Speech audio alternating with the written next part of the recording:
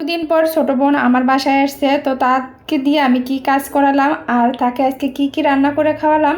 আর তাকে দিয়ে তাকে আমি মূলত ডাকি আমার বাসায় মেইন আমি কাজ করার জন্য, কারণ আমার যমজ 3 বাচ্চাকে নিয়ে পারি না। যখন আমার অতিরিক্ত অনেক কাজের চাপ বেড়ে যায় তাকে আমি তখন ডাকি। আর আমার বাসা থেকে আমার বাবার বাসা অবশ্য বেশি দূরত্ব না, মাত্র 10 টাকা লাগে ভাড়া।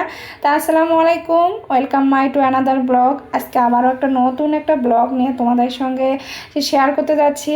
আর বোন আসছে যেহেতু অনেক দিন পর আমার বাসায়, তো বোনকে একটু পায়েস রান্না করে খাওয়াবো। আর বোনের কিন্তু অনেক ফেভারিট পায়েস, তো এর জন্য বোনের জন্য আর কি পায়েস উঠাই দিয়েছি। অনেকেই তোমরা আবার বলতে পারো যে আপু কাজ করার জন্য বোনকে নিয়ে এসে কাজ করাচ্ছ কেন, তুমি তো লোক দিয়েই কাজ করাইতে পারো। আসলে না, আমি কোনো কাজ আমরা লোক দিয়ে তেমন একটা আমি করাই না, কারণ নিজেদের কাজ। আর আমার বোন কিন্তু আমার যখন যমজ বাচ্চাগুলো হয় তখনও সে ক্লাস 5-এ পড়তো, কিন্তু সে যে 5-এ পড়তো এটা তাকে বোঝা যাইতো না। সে যে এত কেয়ারিং, আমাকে প্লাস আমার বাবুদেরকে, 3জন যমজ বাবু, তো সে কিন্তু সবসময় আমার বাবুদের খাবার রেডি করে দিত। বাবুদের এত পরিমাণ যত্ন করতো যেটা আমি নিজের চোখে বিশ্বাস করাইতে পারতাম না। যে আমি কিন্তু আমার অসুবিধা প্রচুর ছিল, এই জন্য আমি বাবুদের সেই রকম আর কি যত্ন নিতে পারি নাই।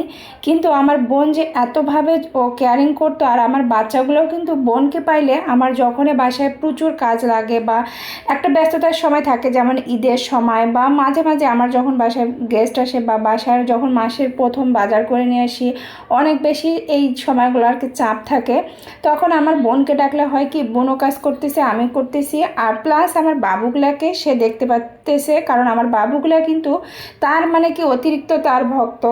আমার মাকে ছাড়াও তাদের চলবে, কিন্তু খালামণির বলতে তারা অন্ধ আর কি, এরকমই হয়ে থাকে। কারণ যে বাচ্চাগুলো দেখবেন যে নানি বাড়িতে আর কি তাদের হয়, বা নানি বাড়িতে আমরা যখন থাকি, আমার বাচ্চাগুলো হওয়ার পরে আমি প্রায় 3.5 বছর আর কি ওখানে ছিলাম, তো এর জন্য বাচ্চাগুলো আমার কিন্তু বেশি আমার বোনের পাগল।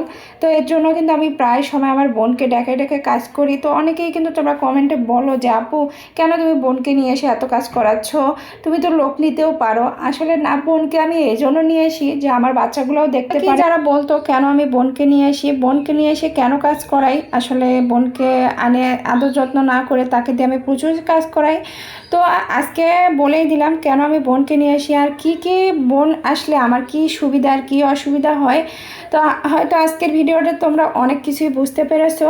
তো কেমন লাগলো ভিডিওটা অবশ্যই জানাবে। আল্লাহ হাফেজ।